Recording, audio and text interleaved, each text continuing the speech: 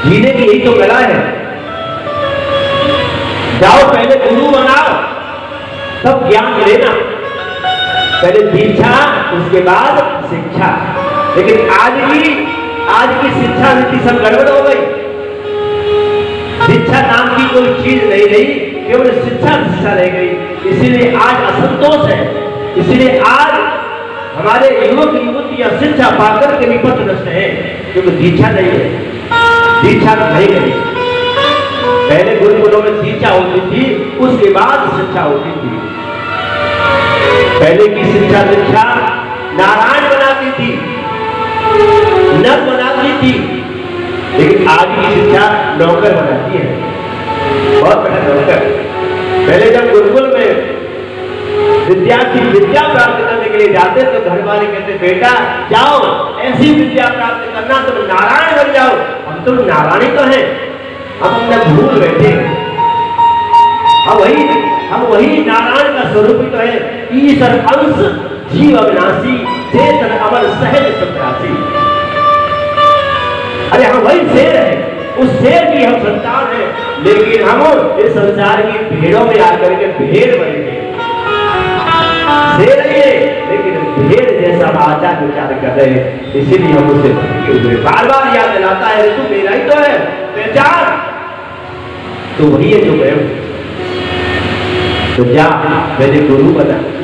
देखो आज उस दिव्य संत ज्ञानी परम वैरागी को गुरु की संग में भेजा। अभी तक गुरु नहीं बनाया। कहां? जनकराज के पास में। अब जा तो रहे, पिता की आज्ञा है, लेकिन मन में सोच रहे शंका है। गुरु के प्रति अविश्वास, गुरु के प्रति अश्रद्धा, गुरु के प्रति शंका, ये कभी लाभ नहीं जाएगी। वहां तो शंका रहित जाइए, श्रद्धा लेकर के जाइए और समर्पण भाव से जाइए। तन भी तेरा, धन भी तेरा, मन भी तेरा, जैसे चाहेगा ये भाव लेके जाना चाहिए।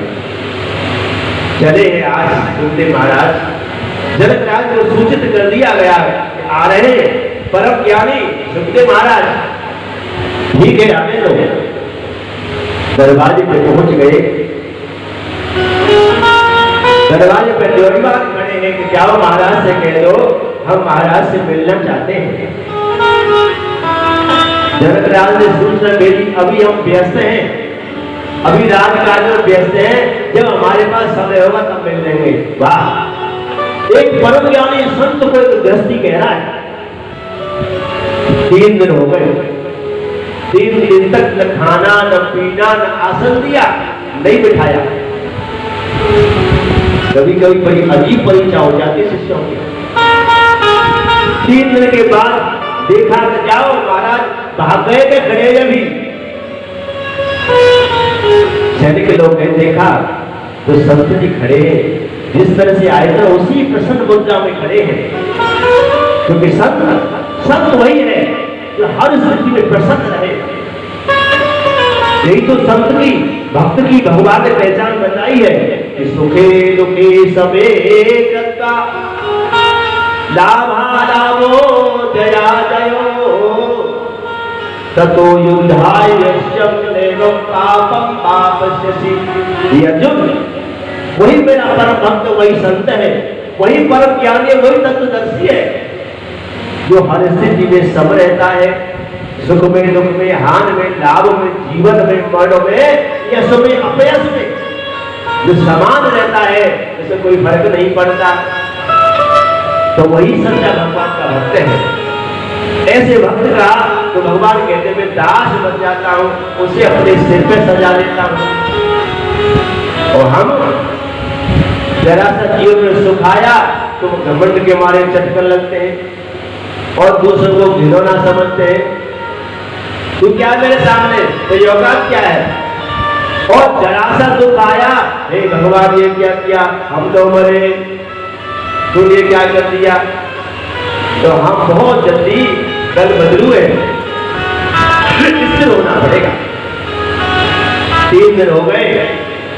3 दिन के बाद जब देखा तो सुखदेव महाराज की बड़ी सुंदर स्थिति है, प्रसन्न चित्त में है।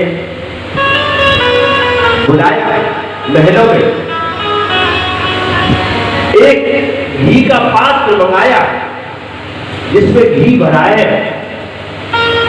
उसमें ज्योति जल रही है।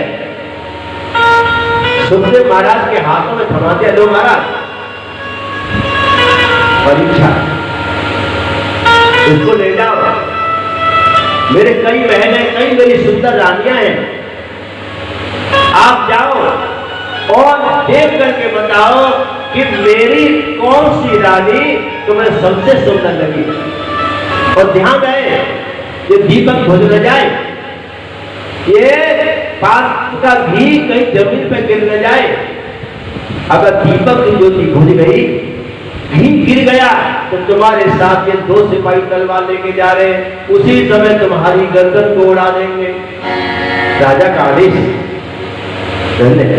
चले या सत्य महाराज उस ज्योति को दोनों हाथों में थाम करके जा रहे धीरे धीरे। बड़ा ध्यान है, होता है ना जब कच्चे धागे में और तलवार सर पे टंगी हो तो उसे कर लो, खाओ चक्कर उठा के भोग करो, भोजन करो, अच्छे लगेंगे, कभी नहीं लगेंगे। धीरे धीरे धीरे धीरे महलों में घूम के आए, राजा के पास खड़े हैं, बोले महाराज बताओ क्या देखा। तो सुखदेव कहे प्रभु मैंने कुछ नहीं देखा। क्यों नहीं देखा? कि मेरा ध्यान तो उस दीपक में लगा रहा, काश ये बुझ गया होता तो मेरा जीवन भी बुझ जाता। बस जनकराज बोले बस यही है, हमें संसार में इसी तरह से जीना है। हम ग्रस्त में रहे, संसार में रहे, समाज में रहे, ऐसो आराम में रहे, भोगों में रहे, व्यवहार में रहे, लेकिन मन राग हो जाने पर निधाना कर से करमो करो बिनाना, मन राखो जहां कृपा निधाना। इसीलिए बार बार कहते हैं सब प्रकार की सुख सुविधा में रहो, परिवार में रहो, ग्रस्त में रहो, समाज में रहो, व्यवहार में रहो, संस्कार में रहो, लेकिन मन परमात्मा के चरणों में लगाए रखो। जब मन परमात्मा के चरणों में लग जाएगा तो फिर तन महत्व नहीं देता। तब चाहे कुछ भी करे, तन संसार के लिए, धर्म अपने भोग विलासों के लिए या फिर धर्म के लिए। धर्म की दो गति है, मन की एक ही गति है। मन का ग्राहक तो परमात्मा ही है, संसार में मन का ग्राहक कोई नहीं है।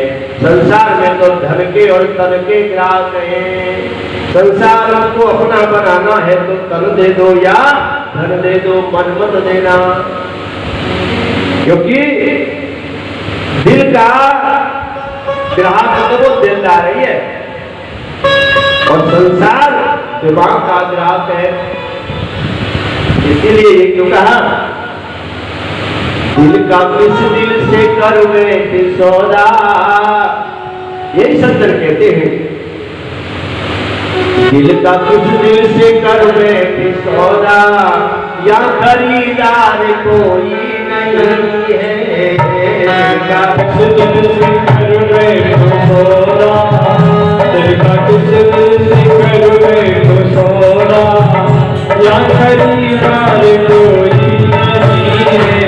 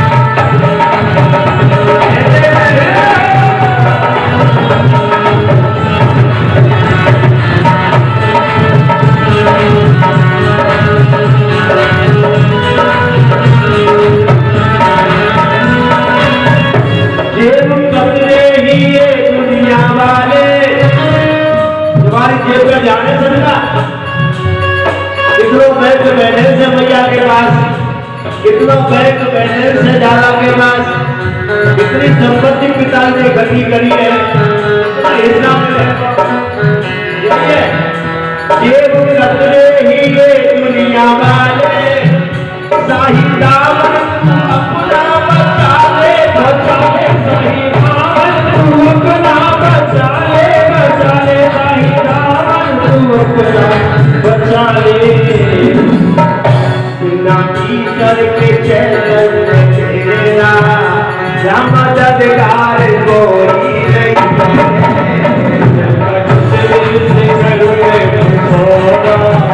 या खरीदार कोई नहीं है।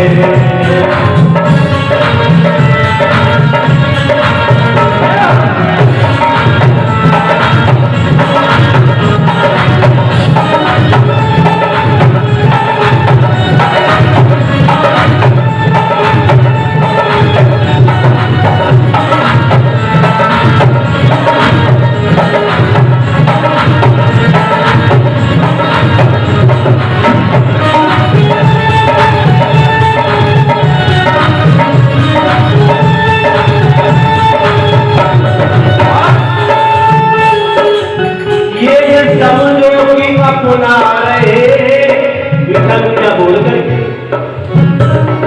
होता है ना, जब चंद चांदी के टुकड़े होते तो सब मित्र बन जाते हैं, और जब कुछ नहीं होता तो वो दुश्मन कहलाते हैं।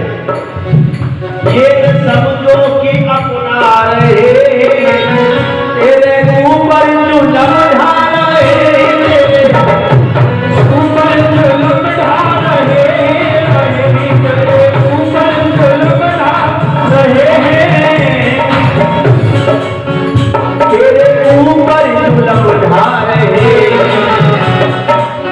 अंतिम समय पर भी देख लो बाबा की पुतलिया में कभी है तो आए सब उतरवा लेते हैं, कुछ नहीं छोड़ते। तेरे ऊपर कुलम उठा रहे यहाँ तस्वीर है अपनी तलब पे, यहाँ तस्वीर है अपनी तलब पे, तेरा तलबगार कोई नहीं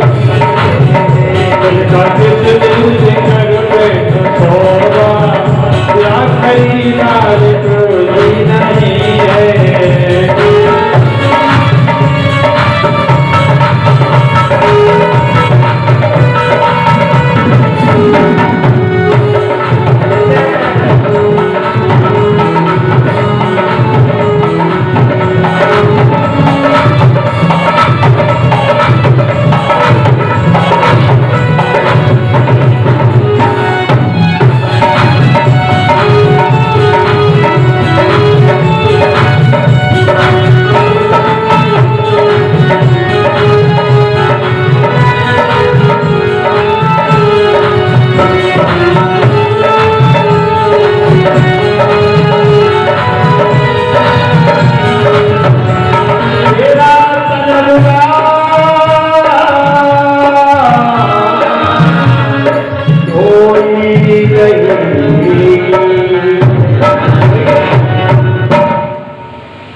सब तलबी है अपनी तलब के, तेरा तलबगार कोई नहीं है।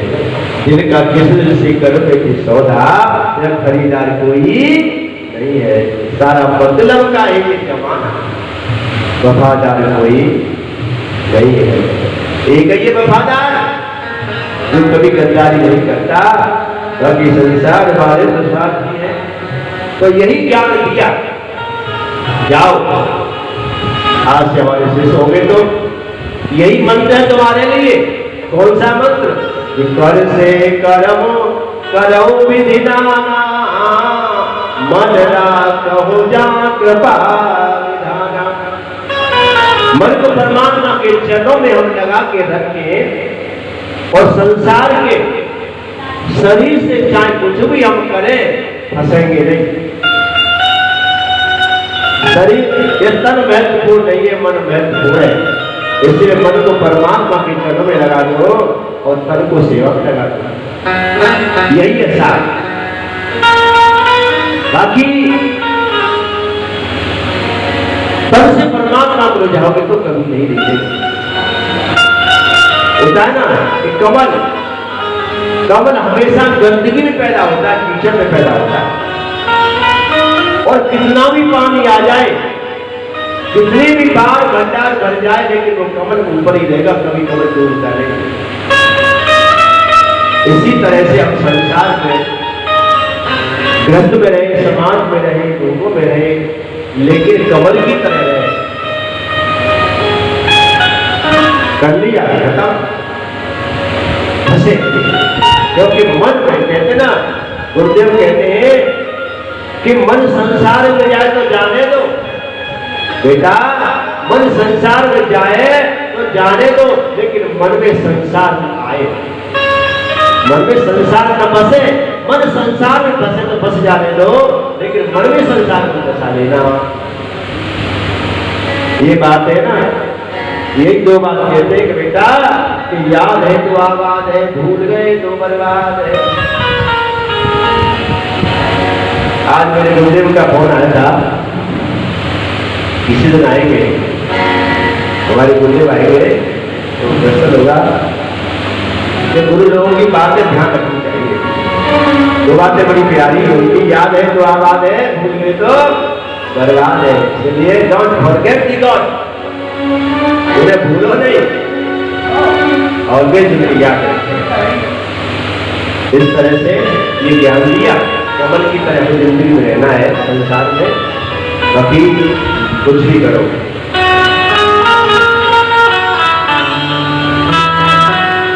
आगे चलकर के परीक्षण का भी जिक्र आता है। परीक्षण का संबंध महाभारत से है। जब कौरव और पांडव दोनों एक ही है, ज्यादा फर्क नहीं है, चचेरे भाई हैं, लेकिन दुर्योधन कौरवों से चलता है। जब बंटवारा हुआ तो दुर्योधन ने एक ऐसी पांडव जगह, बिल्कुल बेकार जगह दे दी, लेकिन अपने परिश्रम और पुरुषार्थ से पांडवों ने उसको सुंदर बनाया, महल बनाए, उसमें एक आयोजन किया है। दुर्योधन आदि सभी कौरव आते हैं, ऐसा महल का निर्माण हुआ जिसमें कहीं जल दिखता है वहां सूखा है, और जहां सूखा है वहां जल दिखता है, ऐसा माया भी महल बनाया। दुर्योधन का उपास हो जाता है द्रौपदी के द्वारा, तो दुर्योधन को ये सहन नहीं होता, तो कुछ विद्वान कहते हैं कि नारी के ओठों में अमृत होता है, वो एक सबूत देता है, लेकिन कुछ विद्वान ये भी कहते हैं कि नारी के ओठों में पॉइजन होता है, जहर होता है। ये सच है। जो गोली काम नहीं करती है, गोली काम नहीं करती है, वो गोली काम कर जाती है। आज द्रौपदी की गोली दुर्योधन को लग गई, गोली की तरह चुन गई। उसी समय किया एक बात चाली, अगर मैंने तुझे भरी सभा में गंगान कर दिया तो मेरा नाम दुर्योधन नहीं है, अंधे का बेटा है। तो यहीं से महाभारत की नींव डर गई।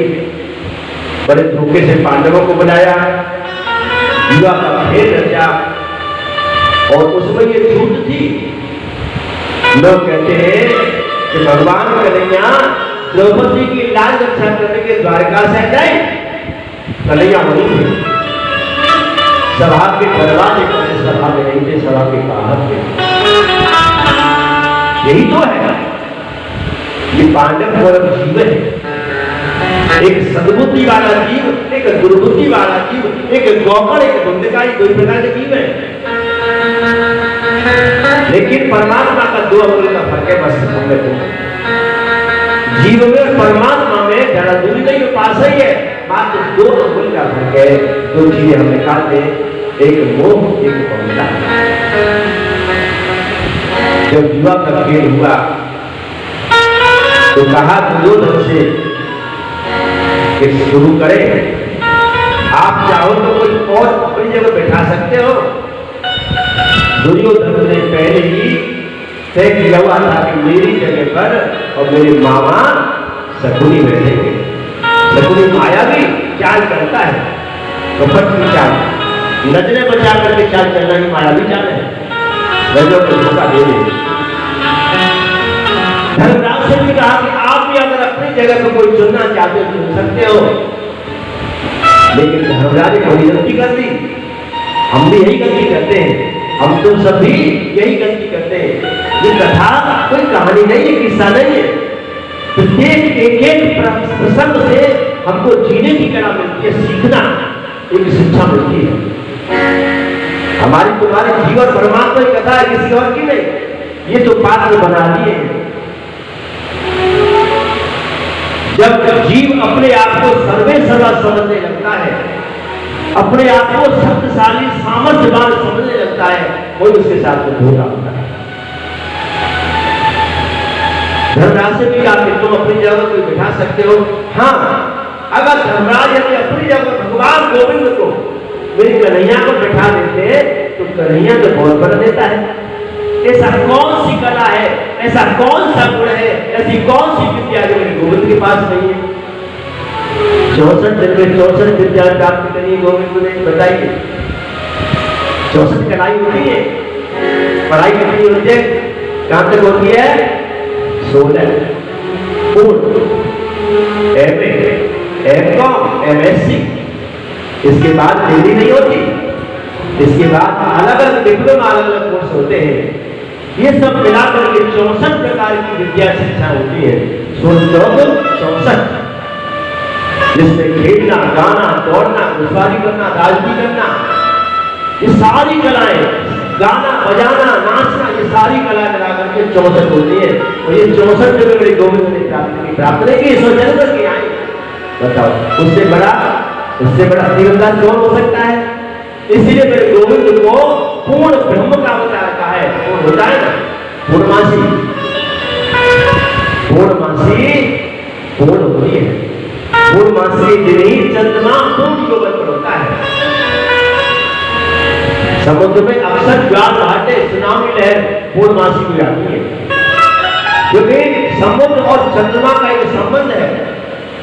जब तक पूर्णमासी आएगी तब तक चंद्रमा योगा पर होते हैं, उनसे मिलने के लिए सुनामी अर्थात सागर की लहरें, क्योंकि सागर की लहरें चंद्रमा से बहुत ज्यादा संबंध है।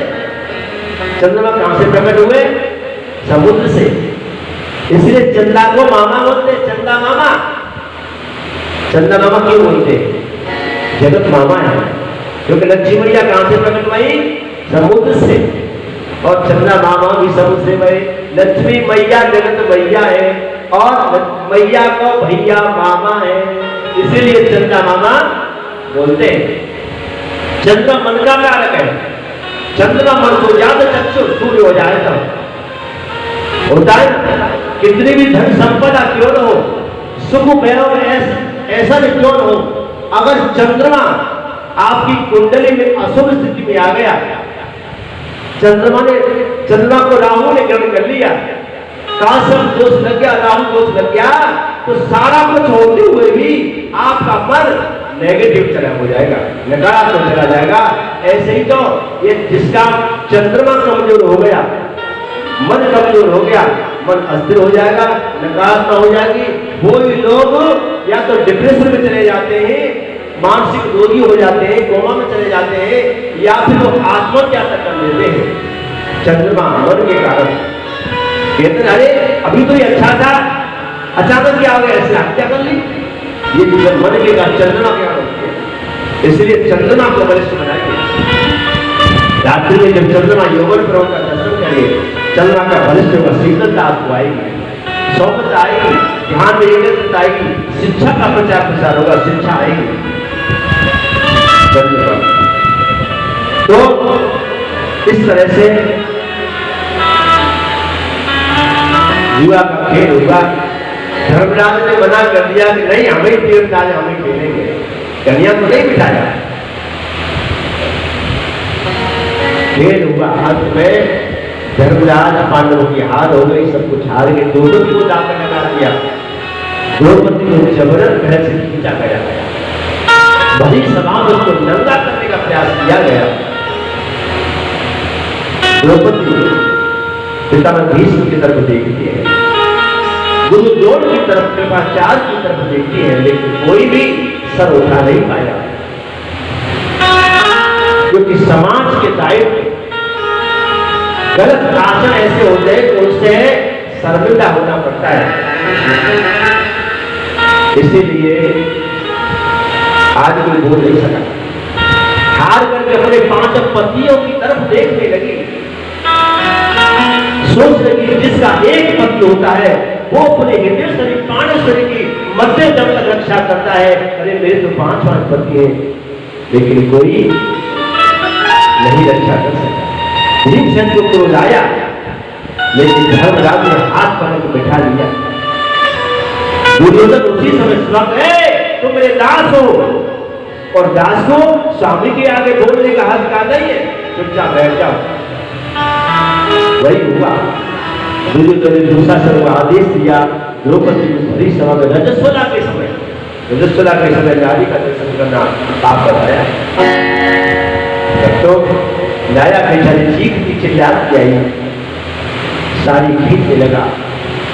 दुर्योधन ठास करके हंस रहा है बड़ी सभा में, कोई साधा नहीं करता है। उसके अंत में कहते ना, हम भी प्रयास करते हैं ना, पहले अपने सहारे देखते हैं, अपने मित्र रिश्तेदारों की तरफ देखते हैं, फिर अपने परिवार वालों की तरफ देखते हैं। जब कोई सहारा नहीं देता है तब फिर भगवान की तरफ देखते हैं।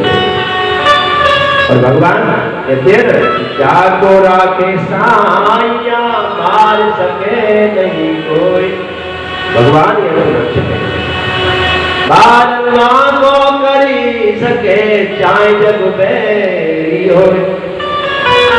हे गोविंद, अब तो नहीं, और गोविंद ये तो कह रहे कि मैं तो तैयार बैठा हूं। कौन कहता है भगवान आते नहीं? सबरी और द्रौपदी की तरह हम बुलाते नहीं।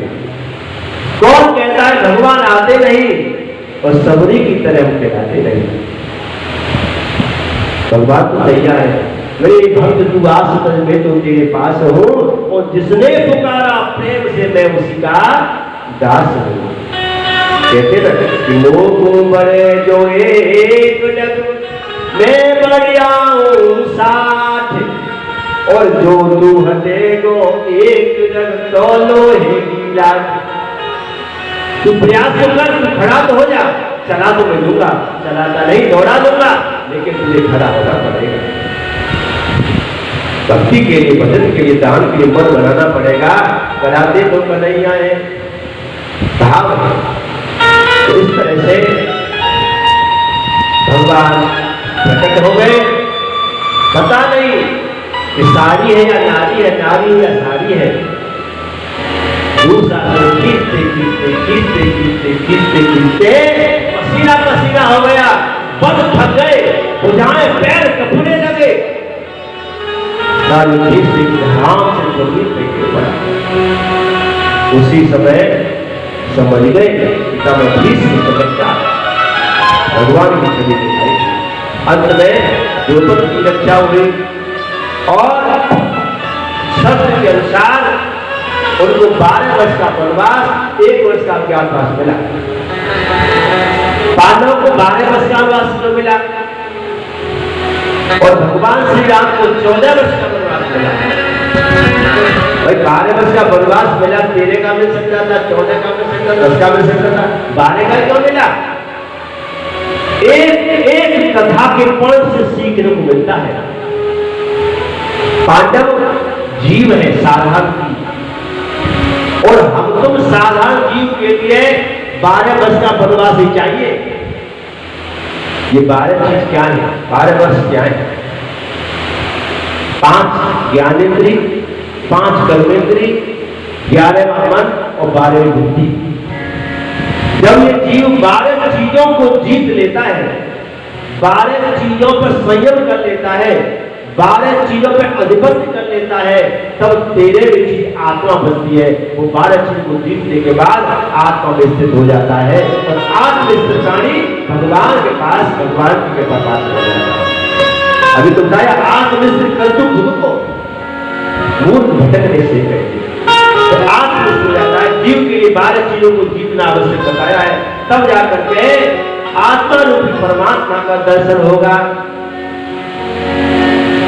भगवान राम के 14 वर्ष का वनवास, भाई 12 वर्ष पूरी करके 13वीं वर्ष होइए समाधि झुक करके अज्ञात। जब ये 12 चीजों को जीत लेता है तो 13वीं चीज में वो अज्ञात हो जाता है, समाधि में लीन हो जाता है, संसार में रहते हुए भी वो सुखदेव बन जाता है, वो जड़ भर बन जाता है, वो जनक बन जाता है।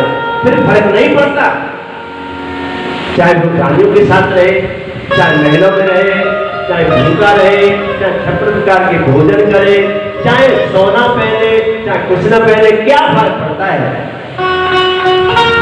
और राम परमात्मा है, भगवान है, भगवान के लिए 13 चीजों को जीतना बताया। 13वीं चीज क्या थी अभी? आत्मा, 5 ज्ञानेंद्री, 5 कर्मेंद्री, 11वां मन, 12वीं बुद्धि और 13वीं आत्मा।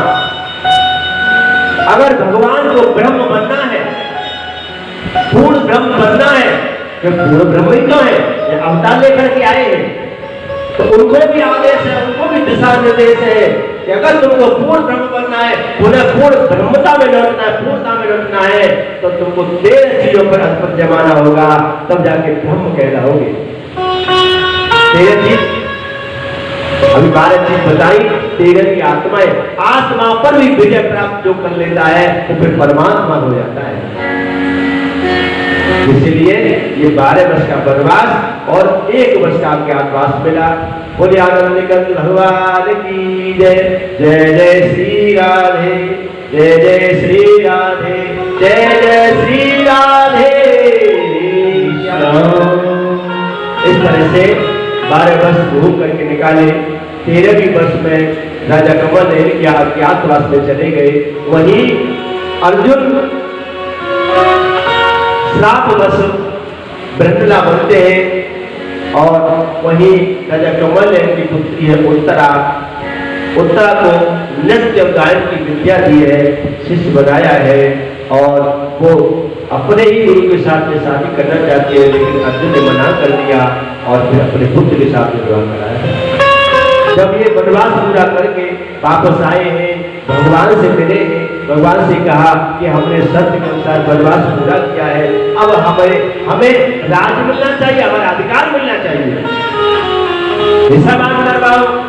तो भगवान ने कहा कि ठीक है, तो आज मेरे गोविंद शांति दूत बनकर के हस्तिनापुर की नगरी में आ रहे हैं। दुर्योधन को पता चल गया, आज दुर्योधन ने समस्त हस्तिनापुर को दुल्हन की तरह सजाया है, द्वार द्वार पर तोड़पात का सजाए हैं, फूलों से सजावट की है, हर द्वार पर मेरे गोविंद का स्वागत के लिए तैयारी की है। आज गोविंद आ रहे हैं, रथ में सजकर के मेरे माधव जब हस्तिनापुर में प्रवेश करते हैं तो मुख्य दरवाजे पर सुंदर सुंदर युवतियों को भाजों में सोने चांदी हीरे जवाहरात मोती माणिक भरकर के आज मेरी कन्या के स्वागत में खड़ा किया गया। कितनी मूर्खता कर रहा है दुर्योधन। हम तुम लोग सोचते हैं कि धन से भगवान प्रसन्न हो जाएंगे, वैभव से और गोविंद ऐश्वर्य से राजी हो जाएंगे। ना ना ना, संसार वालों को धन चाहिए, सत्य है, धर्म को धन चाहिए, सत्य है, व्यवस्थाएं धन के बिना नहीं होती है, संसार लक्ष्मी से चलता ये सत्य है। लेकिन वो तो मायापति है, वो तो लक्ष्मीपति है, वो तो वैभवपति है। अरे लक्ष्मी जिनके चरणों की दासी है वो लक्ष्मी से प्रभावित हो जाएंगे? कभी नहीं। लेकिन हम तो समझते हैं ऐसा।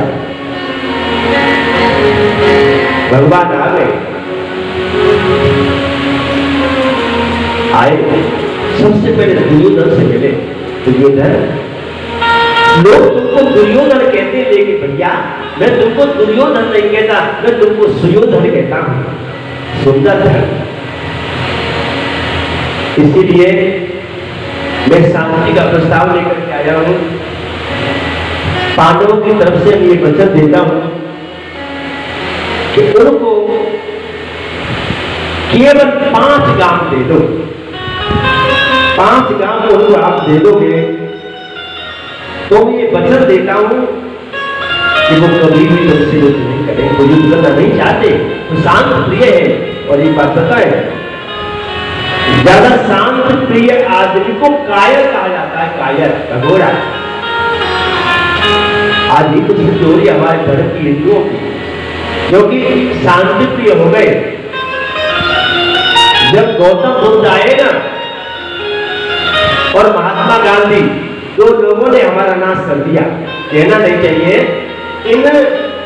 इन महापुरुषों ने हमारे हिंदुओं का, हमारे देश का नाश कर दिया। हमारे पहले धर्म के लिए ब्राह्मण भी शस्त्र उठाता था, धर्म की रक्षा के लिए क्षत्रिय भी आगे आते थे, धर्म की रक्षा के लिए सारे बल तैयार रहते थे। लेकिन जब अहिंसा परमो धर्म का नारा लगाया, तब से हम लोग शस्त्र छोड़कर के कायर हो गए। अहिंसा परमो धर्म, हिंसा मत करो, आधा अधूरा इसको कहा। लेकिन ध्यान रखना, हिंसा, अहिंसा करना परम धर्म है, ये सत्य है। लेकिन धर्म की रक्षा के लिए हिंसा करना उससे भी बड़ा धर्म है। जब धर्म की रक्षा की बात आए तो हिंसा करने से कभी मत डरो, लड़ जाओ, भिड़ जाओ, अपने धर्म की, अपने संस्कृति के, देश की रक्षा करो। ये सबसे बड़ा धर्म है। आज जरूर हमें शस्त्र और शास्त्र की जरूरत है। तो आज भगवान ने कहा वो युद्ध नहीं चाहते। दुर्योधन को हंसी आ गई, वो कायर, वो भगोड़े, क्या युद्ध करेंगे मुझसे, और जाओ कह दो मैं तो 5 गांव की बात करते हो, बिना युद्ध के तो एक सुई की नोक के बराबर भी जगह नहीं दूंगा, जाओ।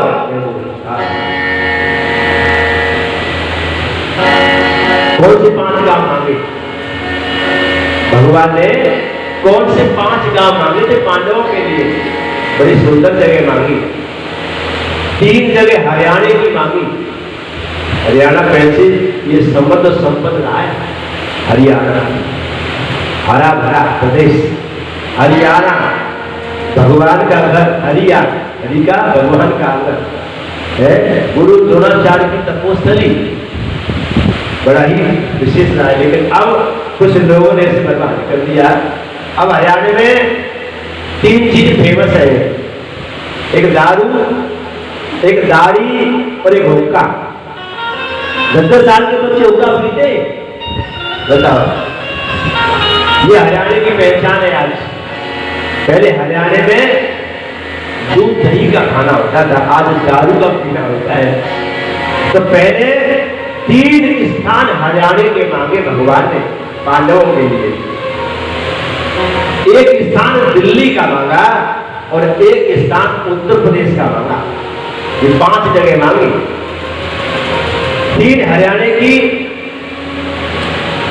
सोनीपत, जिसे पहले सोनप्रस्थ कहते थे, सोनप्रस्थ, आज उसे सोनीपत बोलते हैं। और एक है पांडुप्रस्थ, जिसे पहले पांडुप्रस्थ कहते थे, आज उसे पानीपत बोलते हैं, पानीपत। और एक है मालपत, जो फरीदाबाद क्षेत्र में, फरीदाबाद जिले में पड़ता है। ये 3 गांव, सोनीपत, पानीपत और मालपत, ये 3 गांव हरियाणा के मांगे। पहले गांव ही थे, आज तो बड़े शहर बन गए। एक उत्तर प्रदेश का गांव मांगा, जो है बागपत, जिसे व्याघ्रप्रस्थ कहते हैं। वहां उस समय व्याघ्रों का ज्यादा बोलबाला था, व्याघ्र चीते वहां ज्यादा हुआ करते थे। तो व्याघ्रप्रस्थ, जिसे आज हम बागपत बोलते हैं। और एक दिल्ली का मांगा, जिसे दक्षिण दिल्ली के नाम से जानते हैं, उसे कहते हैं इंद्रप्रस्थ। तो ये 5 गांव भगवान ने मांगे थे पांडवों के लिए। और ये 5 गांव बड़े समृद्ध हैं और सारे भारत से जुड़े हुए सीमा। देखो मेरे गोविंद की तो कहना ही क्या, कितना बड़ा राजनीतिक, कितना बड़ा धर्म, कितना बड़ा कूटनीतिक है। लेकिन यहाँ दुर्योधन ने मना कर दिया, तो भगवान को क्रोध आ गया कि दुर्योधन, तू समझता ये युद्ध कोई किस्सा है, कहानी है? अरे युद्ध की विभीषिका तुमने कहानी में सुनी होगी, लेकिन तुम नहीं जानता, जब युद्ध होता है ना, संग्राम होता है, तो कितनी माताओं की खून सूखी हो जाती है, कितनी बहनों की राखियां उजड़ जाती है, कितनी नारियों के श्रृंगार उजड़ जाते हैं, जगत वीरान हो जाती है। भैया इतिहास उठा के देखो, दशा देखो, रूस और यूक्रेन की कितना घमासान, कितना मार काटा हो रही है युद्ध में, यही हाल होता है। इसीलिए मेरी बात मान जाओ, मैं तुम्हें समझा रहा हूं। भगवान बोले दूध विरोध आ गया, अच्छा ए वाले तू हमें आदेश करता है गुरु बन क्या जाए, क्या हम नहीं करते हैं, और सिपाही बांधो इसको। भगवान को बांधने के लिए अपने सिपाहियों को बुलाया, जो कभी किसी बंधन में नहीं बनता।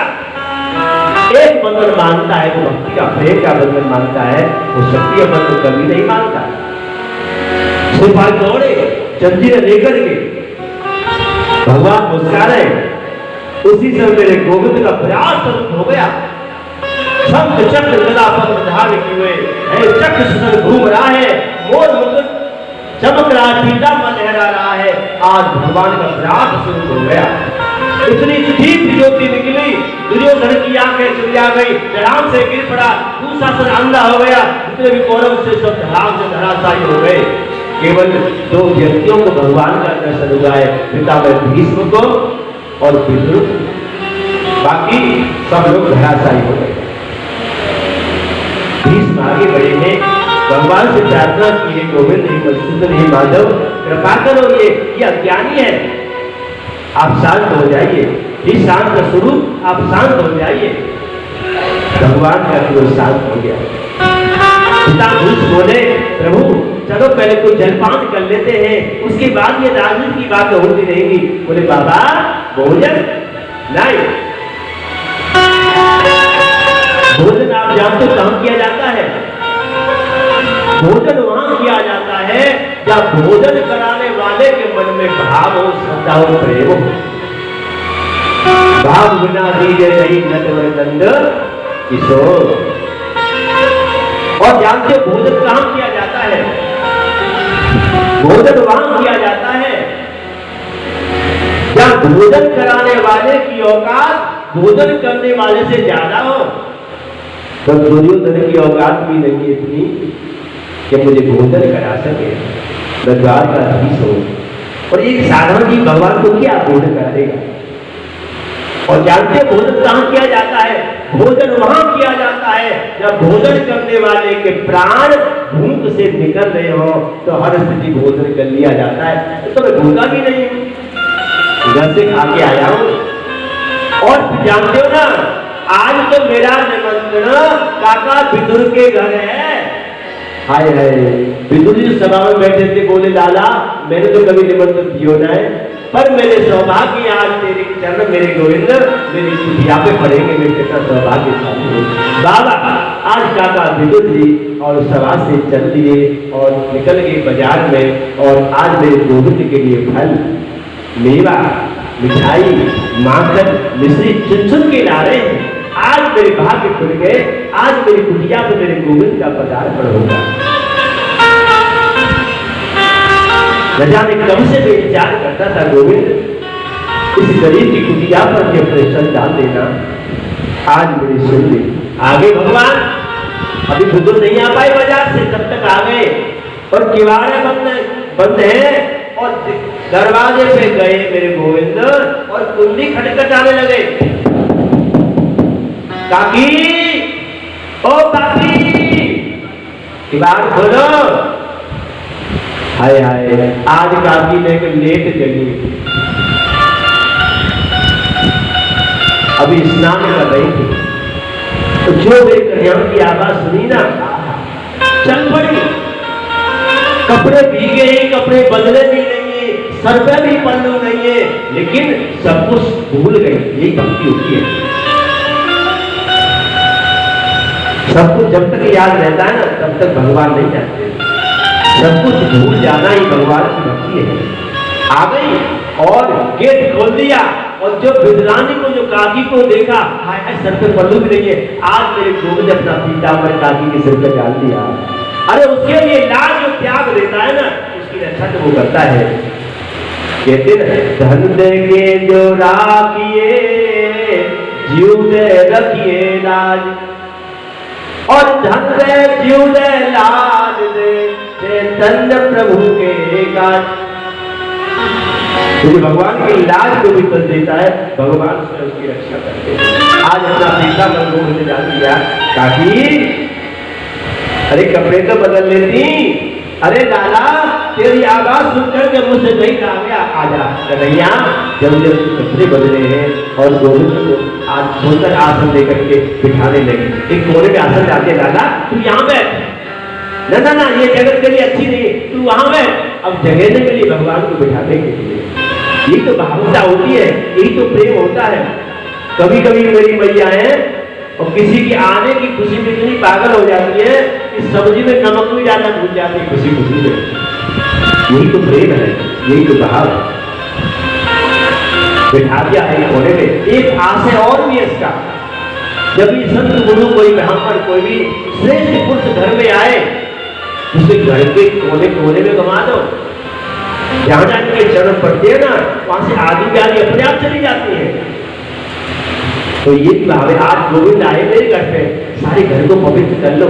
और ध्यान जो अपना घर क्या है, ये हृदय तो अपना घर है। तो हृदय के एक एक कोने को पावन करने के लिए भगवान की चरण डाल दो। भगवान का वास हृदय हो जाए। हर एक हृदय में नहीं होता, उसी में हृदय होता है जहाँ पोछा लगा है, जहाँ साफ है, जहाँ शुद्धिकरण है, वही भगवान तो ठहरेंगे, गंदगी नहीं ठहरते। घट घट मेरो साइया और घट नहीं खाली कोई, बलिहारी जा घटन को बाघट परगट होए। बिठा दिया मेरे गोविंद को। कलिया बोली काकी बहुत जोर से भूख लग रही है, भूख के मारे पेट में चूहा दौड़ लगाए रहे। देखो वहां छप्पन पुकार के भोजनों को लात मार दी, स्वीकार नहीं किया, नहीं मुझे भूख नहीं। और यहाँ आकर के भूख दौड़ पड़ी, जठराग्नि तेज हो गई। काकी बहुत तेज भूख लगी है, ला कभी खाए भी गाड़ी कर रही है। काकी बोली लाला देख अभी तेरे लिए सुंदर भोजन बनाऊंगी, और देखिए काका जी कहे होंगे आते ही होंगे, तेरे लिए माखन मंगाऊंगी, तेरे लिए मिश्री मंगाऊंगी, तेरे लिए फल मंगाऊंगी, तेरे लिए मिष्ठान मंगाऊंगी, तो जी भर की भोग लगा। आज मेरी बात सुनो, एक भक्त का बुला होता ना ना ना, वो तो बहुत तेज भूख लगी है, जल्दी कुछ ला खा लेंगे। काकी सुनने लगी कहाँ लाओ।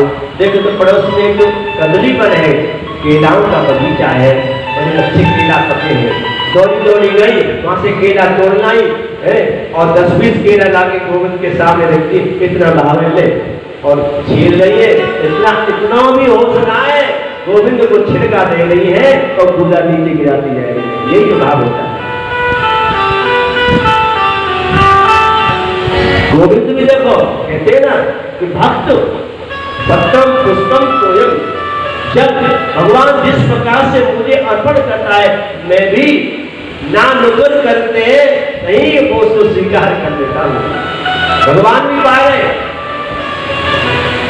तब तक काका जी आ गए, अरे सुनती हो आज हमारे भाग खुल गए, आज तो गोविंद हमारे घर पे आने वाला है। और जानती हो बड़ी सलाम मेरा नाम ले दिया कि आज तो काका बिगड़ गया मेरा भोजन है।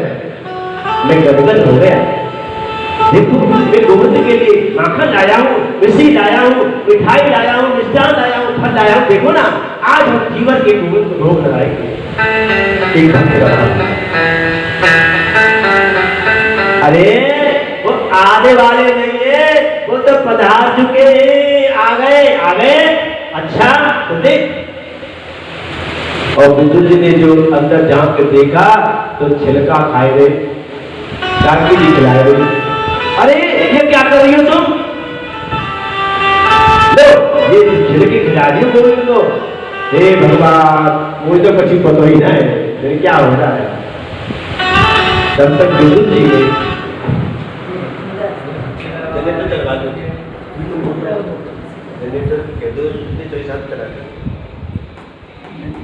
तू चले जाना है,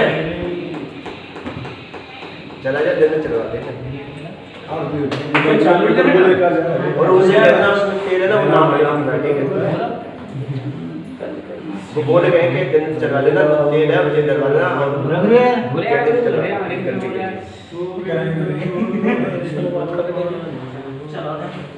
तुम चले जाओगे।